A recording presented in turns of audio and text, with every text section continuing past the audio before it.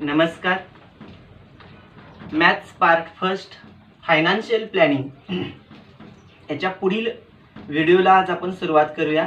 याच्या अगोदर आपण शेअरवरती ब्रोकरेज कशा पद्धतीने आकारलं जाते, आणखीन जीएसटी कसा आकारला जातोय हा पाहिला होता भाग. त्यानंतर व्हिडिओतील थोडासा भाग राहिला होता, तो म्हणजे म्युच्युअल फंडचा. तो आता आपण या ठिकाणी पूर्ण करणार आहोत. म्युच्युअल फंड MF असा आपण त्याचा उल्लेख करतोय. ह्याच्याबद्दल आपण याच्या अगोदर पण थोडीफार माहिती बघितली होती की शेअरचा अभ्यास करताना कंपनी स्थापन करण्यासाठी ज्या काही व्यक्ती ज्या इच्छुक आहेत ते एकत्र येत आहेत आणि समाजाचा सहभाग घेऊन मोठं भांडवल त्या ठिकाणी उभं करतायत. कंपनीची कामगिरी जर चांगली किंवा सरस जर ठरली तर सर्व त्या ठिकाणी शेअरधारकांना त्याचा फायदा होतोय. जे शेअरधारक आहेत म्हणजे ज्यांनी त्यामध्ये गुंतवलेले आहे त्या कंपनीमध्ये, त्यांना त्याचा फायदा लाभांश मिळत आहे किंवा मिळतोय. शेअरचा बाजारभाव जर वाढत चालला तर त्यानुसार लाभांश मिळणार आहे. जर बाजारभाव कमी होत चालला तर लाभांश कमी मिळत जाणार आहे. बाजारभाव वाढला तर कंपनीचं भांडवल सुद्धा वाढत जाणार आहे. पर्यायानं यामुळं देशाच्या प्रगतीला हातभारच लागणार आहे.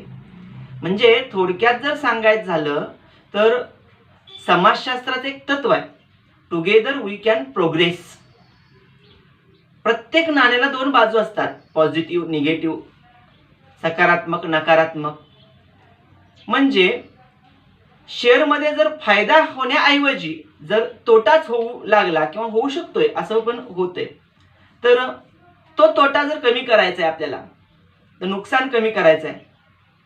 गुंतवणूकदारासाठी ही जोखीम कमी करता पण येते. जे पैसे गुंतवत आहेत त्यांची जोखीम कमी करण्यासाठी काय करायचं? आजकाल बहुतेक लोक म्युच्युअल फंडामध्ये गुंतवणूक करतायत. MF म्हणजे म्युच्युअल फंड म्हणजे काय होतंय ते आता आपण पाहूया. अनेक गुंतवणूकदारांचे पैसे एकत्र गोळा करतात आणि एक मोठी रक्कम तयार होते. ती रक्कम एकाच प्रकारच्या शेअर्समध्ये न गुंतवता गुंतवणुकीच्या विविध प्रकारांमध्ये ती गुंतवली जाते. म्हणजे जोखीम कमी होते. एकाच ठिकाणी नुकसान होण्याऐवजी काही ठिकाणी फायदा, काही ठिकाणी नुकसान, दुहेरी भाग या ठिकाणी दिसून येते. मग एकूण जो लाभांश मिळणार आहे तो सर्व गुंतवणूकदारांमध्ये डिवाइड होतोय, विभागला जातोय. म्युच्युअल फंडामध्ये गुंतवणूक कशा पद्धतीने करायची, तर आणि त्यामध्ये परतावा आपल्याला कशा पद्धतीने मिळणार, किती कालावधीसाठी आपण ती गुंतवणूक करायची, मग त्यांचे प्रकार वेगवेगळे आहेत, ते कोणते आहेत, ह्याचा जो भाग आहे सविस्तर उत्तर आपल्याला त्यांच्या सल्लागारांकडे म्हणजे म्युच्युअल फंड आपण जिथे गुंतवणार आहोत त्यांचे जे सल्लागार आहेत त्यांच्या मार्फत आपल्याला त्यांची अधिक माहिती मिळून जाईल. म्हणजे we have learn that a group of a person come together form a company. They raise capital from the society by issuing shares. If company perform well, then the investors of the company get benefits in terms of dividend, bonus shares, and increase in the market values gives more profit or investments. Company's market capitalization rises. All the totality help for the progress of the country. In short, principle of the sociology, together we can progress works here. या पद्धतीने आपल्याला सांगितले. But every coins has two sides. Sometimes it might happen that instead of profit or investors may incur a loss. Can we reduce this loss? Is there a way to reduce the risk in investment? Yes, overcome this. More people invest in mutual funds. In mutual funds, many investors with common objectives gives their money to the professional experts. They not only invest in one type of share but also invest in various other schemes. As a result investment is a divide होतं या पद्धतीनं.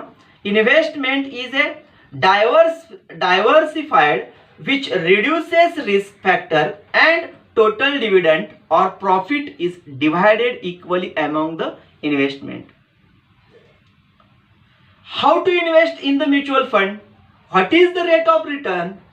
What is the longing period? What are the different types of investment in shares, schemes? All these questions could be answered by a financial advisor or financial planner. या पद्धतीनं आपल्याला लक्षात येते. इथं आपल्याला माहिती पण दिलेली आहे. Investment in mutual funds are subject to market risk. Read all schemes related documents carefully. आपल्याला त्याच्या संबंधित साहित्यांचा अभ्यास करायला सांगितलाय. Investment in mutual fund are subject to a market risk. Market risk बाजार भावाशी संबंधित असणारा हा एक भाग आहे. म्हणजे बाजार भाव ज्या पद्धतीनं आपल्याला मिळणार आहे त्यानुसार आपल्याला ती गुंतवणुकीवर लाभांश मिळणार आहे. म्हणजे हा पूर्ण म्युच्युअल फंड हा मार्केटवरती बाजार भावावरती अवलंबून आहे. Read all schemes related documents carefully. लक्षपूर्वक आपण त्याच्या संबंधित भागांचा अभ्यास करायचा आहे. हे वाक्य पण बऱ्याचदा ऐकलं असेल. are subject to market risk. Read all schemes related documentary carefully before investing. Interpret the meaning correctly. Sometimes instead of profit, investment in a mutual fund might give loss which investors have to bear.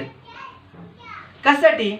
क्वचित प्रसंगी mutual फंडामध्ये केलेल्या गुंतवणुकीवर नफ्याच्या ऐवजी तोटाच झाला तर तो गुंतवणूकदारांना सुद्धा सोसावा लागणार आहे. कारण त्यांनी केलेली गुंतवणूक ही या बाजारभावावर अवलंबून असणार आहे. त्यामुळे त्यांना नफ्याच्या ऐवजी तोटा सुद्धा सहन करावा लागणार आहे. म्युच्युअल फंड म्हणजे तज्ञ व्यावसायिक लोकांद्वारे निर्माण करण्यात आलेली फंड योजना आहे. Mutual fund is a professionally manage investment scheme usually run by and AMC. AMC द्वारे ही कार्यान्वित होते. म्हणजे असेट मॅनेजमेंट कंपनीद्वारे. एएमसी असेट मॅनेजमेंट कंपनी बाजाराचा अंदाज घेऊन इच्छुक लोकांचे पैसे वेगवेगळ्या कंपन्यांमध्ये भागांमध्ये ते योजनांमध्ये गुंतवतात. कोणकोणत्या? दे invest the money given by the investors in different schemes. That equity fund, shares, डेप्ट फंड. डेप्ट मीन्स डिबेंचर बॉन्ड्स. दोन्हीचा बॅलन्स फंड आपण म्हणू. यामध्ये ते गुंतवतात. गुंतवणूकदारांच्या सूचनेनुसार ते गुंतवतात. ज्यांना ज्या पद्धतीनं गुंतवायचे त्यांच्या सूचनेनुसार ते गुंतवले जातात.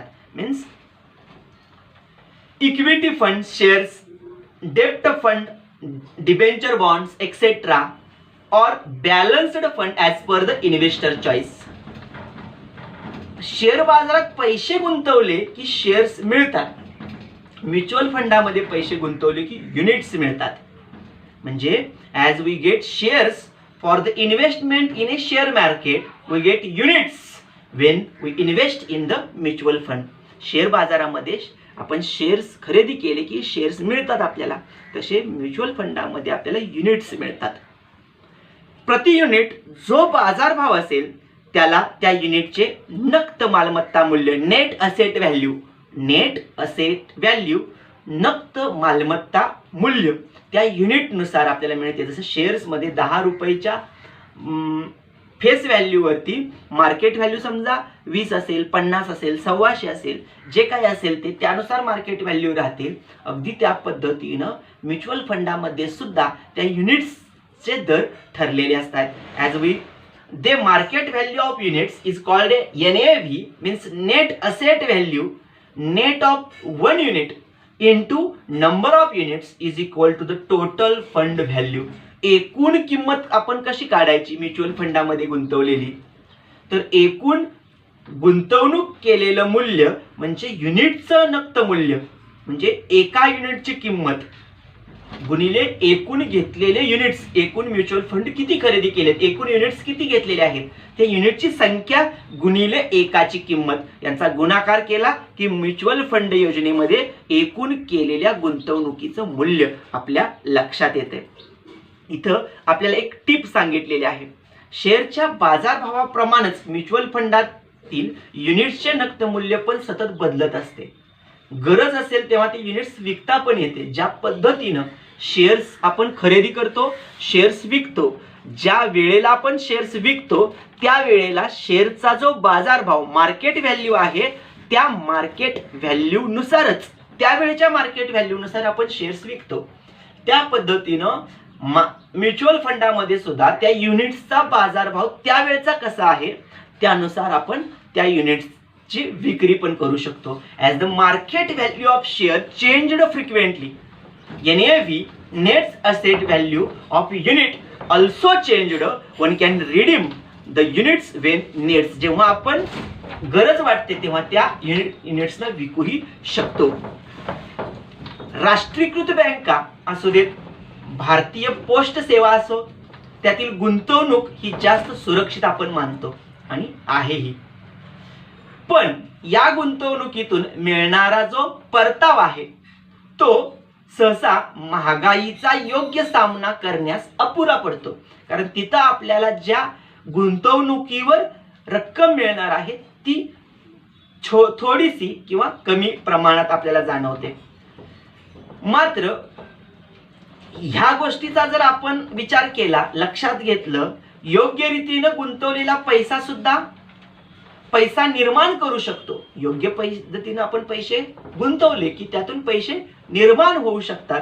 त्यासाठी हवे असते पैशाचे नियोजन योग्य रीतीनं करणं, म्हणजे आपण त्याला अर्थनियोजन असं म्हणू. Financial planning means investments in FDs of a nationalised bank or Indian postal service are more secured and safe.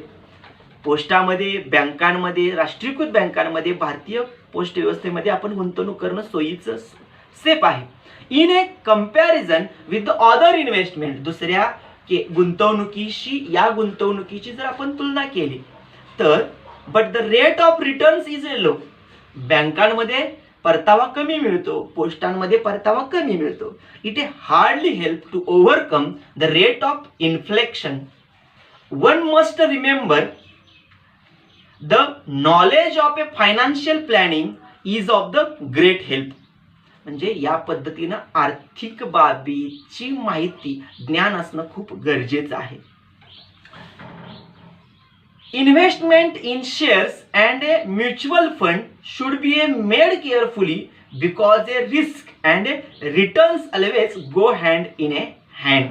So the habit of the regular and deep study is the only की. म्हणजे ज्या पद्धतीनं सगळ्याचा विचार केला, सारासार विचार केला गुंतवणुकीच्या बाबतीत, तर योग्य वेळी योग्य निर्णय घेणं ही तितकंच महत्त्वाचं आहे. म्हणजे त्याचा नियमित अभ्यास करणं, मग तो शेअर बाजार असू द्या, म्युच्युअल फंड असू दे, बँकेमधील गुंतवणूक असू दे किंवा पोस्टातील गुंतवणूक असू दे, योग्य वेळी योग्य निर्णय खूप महत्त्वाचा आहे. कारण त्यावरतीच पैसे गुंतवल्यानंतर आपल्याला त्यातून पैसाही उभारता येऊ शकतो, आपण तो उभारू शकतो. यावरच आधारित आपल्याला सिस्टमॅटिक इन्व्हेस्टमेंट प्लॅन, नियमित आवर्ती गुंतवणूक योजना, याचा पण आपल्याला अभ्यास करायचा आहे. Systematic investment plan means SIP. SIP full form is systematic investment plan. Suppose one does not want to invest a big amount at a once. असं समजूया की आपल्याकडं एकदम मोठ्या रकमेची गुंतवणूक नाही गुंतवणूक करण्यासाठी. Then one could invest a small amount at a regular time interval. नियमित आपण थोडी थोडी रक्कम गुंतवू शकतो. Example, ₹500 per month could be the invested in the mutual fund. आपण महिन्याला ₹500 म्युच्युअल फंडामध्ये गुंतवले. Investment could be done monthly or A quarterly. आपण ती महिन्याला करू शकतो किंवा त्रैमासिक क्वार्टरली सुद्धा करू शकतो. This way of investment is called SIP. या पद्धतीच्या गुंतवणुकीला आपण सिस्टमॅटिक इन्व्हेस्टमेंट प्लॅन असंही म्हणतो. SIP develop discipline of A saving. SIP आपल्याला डिसिप्लिन म्हणजे नियम शिकवते, कशा पद्धतीने गुंतवणूक करायची, बचतीची गुंतवणूक आपल्याला शिकवते. SIP is a good option which in a long term can achieve one's financial goods. म्हणजे आपल्याला जर मोठी काहीतरी उद्दिष्ट डोळ्यासमोर ठेवायचे, मोठं काहीतरी काम करायचं आहे, त्यासाठी आपल्याला ह्या पद्धतीने केलेली गुंतवणूक, दूरदृष्टिकोनातून जर आपल्याला काही हवं असेल तर त्यानुसार आत्ताच अगोदरपासून आपण या पद्धतीनं गुंतवणूक करू शकतो. Investment in A mutual fund through SIP for a long term in A beneficial. म्हणजे या पद्धतीनं दूरदृष्टिकोनातून आपण SIP मध्ये जी गुंतवणूक करतोय ही फायद्याची गुंतवणूक ठरते. It protects investor from market fluctuations. One should invest in A mutual fund for a minimum of 3 to 5 years to get a better returns, and it is a best if investment is for 10 to 15 years. म्हणजे या पद्धतीनं ह्या मार्केटचा जो चढ उतार आहे share बाजारचा, ह्याचा विचार करता या योजनेमधील गुंतवणुकीचा परिणाम कमी आहे. पण कमीत कमी 3 ते 5 वर्ष जर आपण गुंतवणूक करणं आपल्याला शक्य असेल, आणि जर शक्य असल्यास 10 ते 15 वर्षासाठी आपण या योजनांमध्ये गुंतवणूक केली तर आपल्याला त्याच्यात चांगले रिझल्ट, चांगले परिणाम, चांगले फायदे दिसून पण येत आहेत. Benefits of A mutual funds. Benefits म्हणजे फायदे. कोणते फायदे आहेत म्युच्युअल फंडाचे ते आपल्याला बघूया. साधारणतः 6-7 फायदे आपल्याला या ठिकाणी सांगितलेत. प्रोफेशनल फंड मॅनेजर्स, अनुभवी तज्ञ फंड मॅनेजर्स या ठिकाणी दिसून येते. डायव्हर्सिफिकेशन ऑफ फंड्स, गुंतवणुकीतील वैविध्य, वेगवेगळ्या ठिकाणी आपण गुंतवणूक करतो, एकाच ठिकाणी ती गुंतवणूक करत नाही, त्यामुळं नफा आणि तोटा याचा बॅलन्स राहतोय. त्यानंतर transparency and sufficiently safe investment, पारदर्शकता, गुंतवणुकीतील पुरेशी सुरक्षितता ही सुद्धा यामध्ये दिसून येते. Liquidity, redemptions of a units can be done, म्हणजे मर्यादित जोखीम आपल्याला यामध्ये दिसून येते. तरलता, पाहिजे तेव्हा विक्रीची सोय पण या ठिकाणी दिसून येते. लिमिटेड रिस्क, मर्यादित आहे, रिस्क मर्यादित आहे. Advantages of long term and short term gains, म्हणजे आपल्याला अल्प आणि दीर्घ या 2 मुदती सुद्धा मिळतात, त्यानुसार आपल्याला त्याचे फायदे मिळतात. Investment in fund like a ELSS are admissible for a deduction under section of 80C of a income tax. म्हणजे काही ठराविक फंडामध्ये म्हणजे ELSS यामध्ये जर आपण गुंतवणूक केली तर आयकर कलम 80C अंतर्गत आपल्याला टॅक्समध्ये वजावट सुद्धा मिळून जाते. या पद्धतीनं जर सिस्टमॅटिक इन्व्हेस्टमेंट प्लॅन SIP मध्ये आपण गुंतवणूक केली तर कशा पद्धतीनं ती फायद्याची ठरते, म्युच्युअल फंडामध्ये केलेली गुंतवणूक कशी फायद्याची ठरते हे आपण पाहिलं. यावर काही सोडवलेली 2 उदाहरणं आहेत, समजून घेऊया आणि त्याचा अभ्यास करूया. सोडवूया ती 2 उदाहरणे. Number first, see in the text board.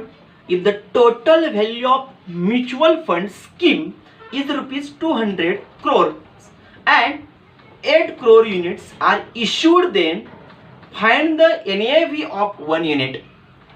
जर म्युच्युअल फंड योजनेमध्ये जर बाजार मूल्य 200 कोटी रुपये असेल आणि कंपनीनं 8 कोटी युनिट्स घेतली असतील तर 1 युनिटचं NAV मूल्य किती असेल हे विचारले.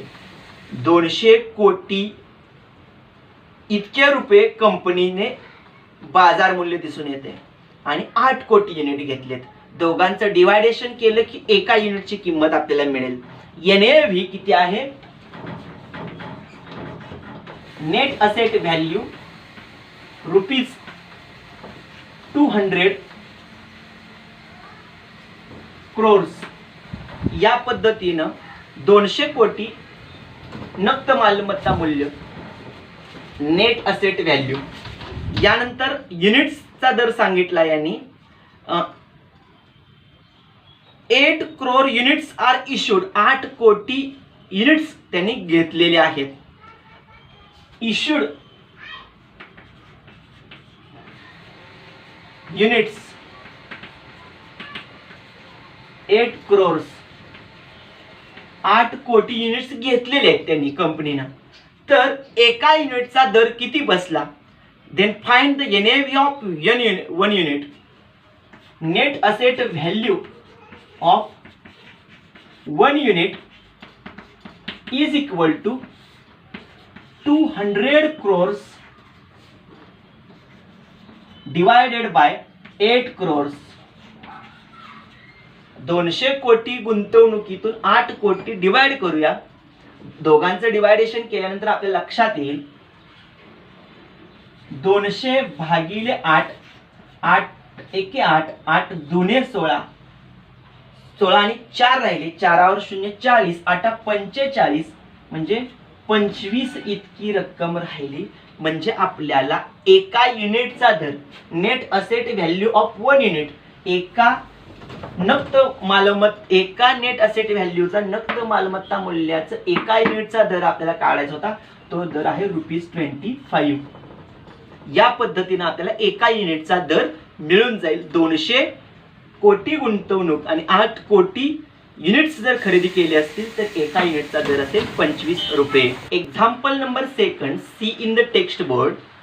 If net asset value of one unit is ₹25. NAV of one unit is ₹25. 25 रुपये आहे. त्यानंतर पुढे सांगितलंय then how many units will be allotted. किती युनिट्स घेतील फॉर द इन्व्हेस्टमेंट ऑफ ₹10,000. त्यांची इन्व्हेस्टमेंट आपल्याला सांगितल्या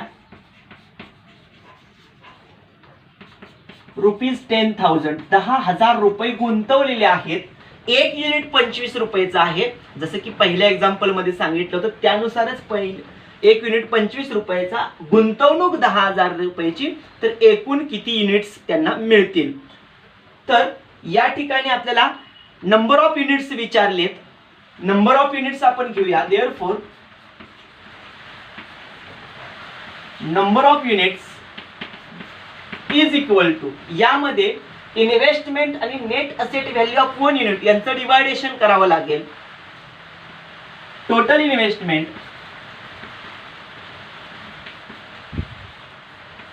divided by NAV of one unit.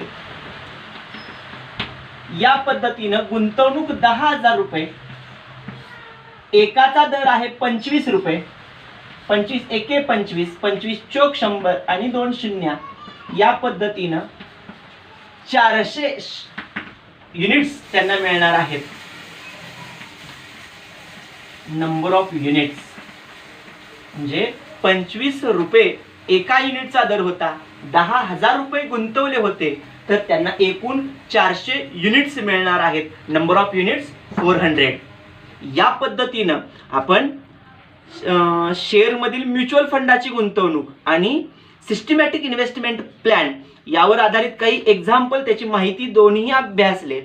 ह्या भागावर आणि शेअर्सचा ब्रोकरेज आणि GST ह्या सर्व भागांवर मिळून प्रॅक्टिस सेट 4.4, प्रॅक्टिस सेट 4.4 आपल्याला सोडवायचं आहे. त्यामध्ये 5 एक्झाम्पल्स आहेत. आपण तो पुढील व्हिडिओमध्ये सोडवूया. भेटू पुढील व्हिडिओमध्ये. धन्यवाद.